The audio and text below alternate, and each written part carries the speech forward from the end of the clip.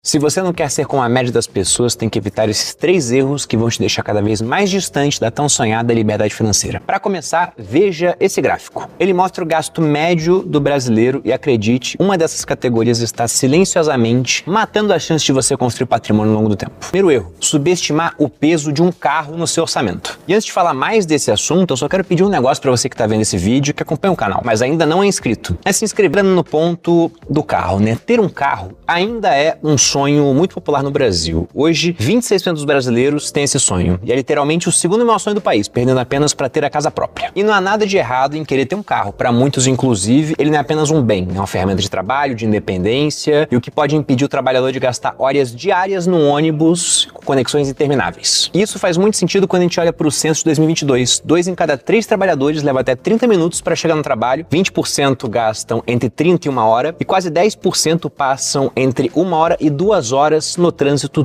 todos os dias. Ou seja, só para ir e voltar do trabalho tem muita gente que perde o equivalente ao tempo de uma faculdade em horas por ano. Só que aí vem o ponto, né? O problema não é ter um carro, é o tamanho do carro dentro do seu orçamento. Se a gente pega um preço de um carro popular hoje, inclusive eu fiz um vídeo aqui no canal há um tempo sobre esse assunto, ele tá custando próximo de 100 mil reais. Porque 100 mil reais e popular na mesma frase não combina muito. Só que além do gasto com o carro, apenas para manter esse veículo durante um ano, você gastaria alguma coisa em torno de 25.600 reais. E nisso eu incluí quase 5.600 em combustível. Tô considerando aqui um motorista que rode 1.000 km por mês com consumo médio de 13,3 km por litro. E tô considerando também o preço do litro de gasolina em 6,16, que é um preço que você acha em São Paulo. Mas em vários outros locais o preço pode ser muito mais caro do que isso. Aqui em Alphaville, por exemplo, 6,16 só se for gasolina batizada. Gasolina mesmo tá bem mais de 6,50. Mas continuando, também coloquei 5.481 em depreciação. Se a gente pega um carro popular, ele vai depreciar alguma coisa em torno de 20% ao longo dos primeiros 5 anos. Fora isso, tem 2.500 de seguro, que afinal de contas pagar por um bem caro e deixá-lo vulnerável é um risco enorme, ainda mais em grandes cidades no Brasil. Coloquei 3.600 de estacionamento, minha estimativa é de uns 300 reais por mês, mais 600 de pedágio, considerando uma viagem a cada 2 meses, com gasto médio de 100 reais, 4.000 reais de IPVA, aqui em São Paulo é 4% do valor do veículo, 167 de licenciamento e 1.500 reais de manutenção, que você vai gastar mesmo quando aparentemente nada quebrou no seu carro. E fora isso, tem que lavar o carro também. Coloquei 1.200 de lavagem, ou seja, uma lavagem por mês com custo de 100 reais. Portanto, repare que se a gente pega esse valor e divide por 12 meses, são quase 2.000 reais por mês apenas para o seu carro existir limpinho. Nisso eu não coloquei multas, pneus, revisões extras, pequenas batidas, peças que possam ter que ser trocadas logo no primeiro ano ou qualquer emergência mecânica. Agora pense comigo, né? Se transporte é o segundo maior gasto brasileiro e se um carro sozinho já engole mais de 2.000 reais por mês, o que é mais que o salário mínimo aqui no Brasil, você começa a entender por que tantas famílias trabalham a vida inteira e sentem que não saíram do lugar. E tem um detalhe que piora tudo ainda mais. A maior parte das pessoas nem consegue comprar esse carro à vista.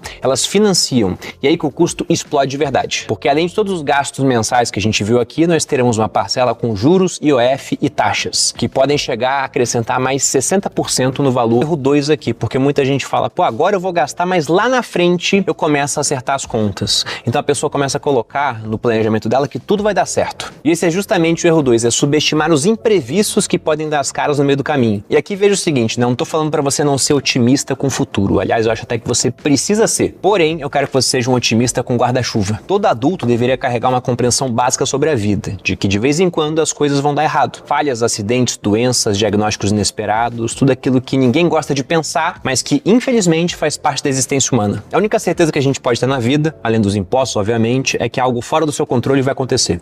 Esse fora do controle pode ser alguma coisa pro bem, mas também pode ser algo pro mal. Pode ser um acidente banal, uma queda idiota, uma doença que não estava no radar, um diagnóstico que muda tudo. Ninguém acorda pensando que vai ter câncer. Ninguém entra num carro imaginando que vai se mover em um acidente, ninguém planeja uma internação. Mas essas coisas, infelizmente, acontecem e não pedem permissão para acontecer, no aviso prévio. E esse é o tipo de risco que separa quem continua construindo patrimônio de quem volta 10 casas no tabuleiro da vida, ou talvez até mais. Porque na prática, um único evento desse pode desmontar o que você levou anos para construir, às vezes décadas inteiras, do seu patrimônio. Você deve fazer uma coisa que tá meio popular por aí, infelizmente, que é não contratar o plano, optar por pagar as coisas do seu dinheiro e investir investir criando uma reserva para a saúde de forma separada, um tipo de reserva de emergência voltada especificamente para a saúde. Eu vou ser conservador aqui, estimar que você tem um gasto de apenas R$100 por mês com consultas simples, alguns exames periódicos e pequenos problemas. Então, comparando, 540 do plano com R$100 que você gasta, sobram 440 que você investiria para essa reserva de saúde. Isso hoje na Selic renderia mais de 1%, mas tem que tirar a inflação da conta. Então, para deixar os valores sem considerar a inflação, vou baixar o rendimento. Vou colocar em 0,6%, ou seja, um rendimento já real. Após 10 anos, você teria acumulado a investir esses R$440 por mês, com essa rentabilidade, um valor de R$77 mil.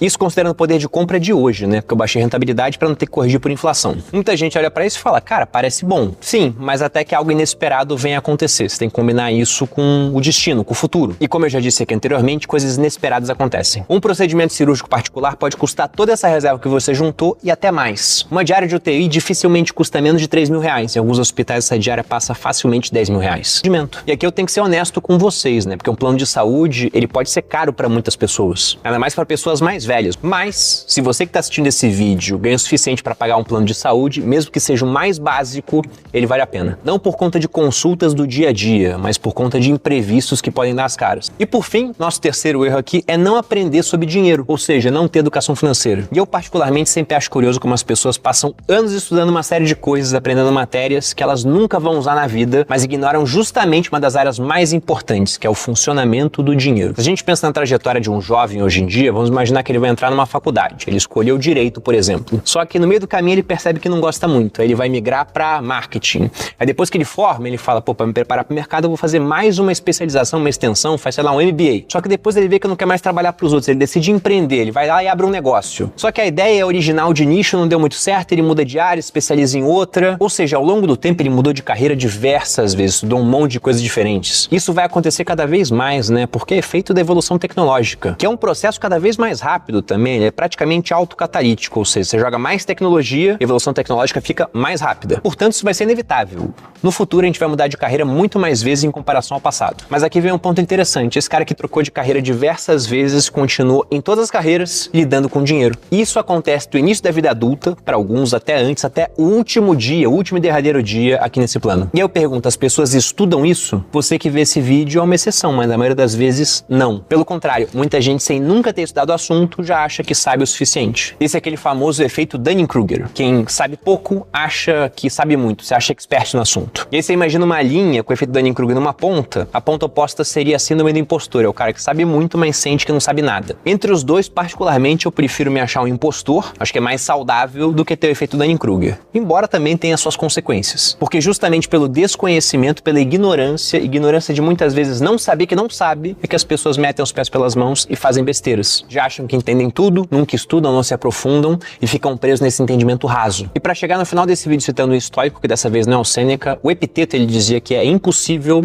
para um homem aprender aquilo que ele pensa que já sabe. De modo que se tem uma coisa que você deveria guardar desse vídeo é que sobre dinheiro você provavelmente não sabe o suficiente. Eu também não, tanto que eu continuo estudando até hoje. E dentro das áreas que eu me dediquei a estudar, eu garanto que essa foi aquela que me deu o maior retorno sobre capital investido. Portanto, uma dica para você seria estude sobre dinheiro. E quanto antes você fizer isso, melhor. Porque vamos lembrar que o tempo também é necessário para você construir patrimônio. Então saber sobre dinheiro com 18 anos é melhor do que com 25, que é melhor do que com 40, que é melhor do que com 50 e por aí vai. Quanto antes você aprender, melhor.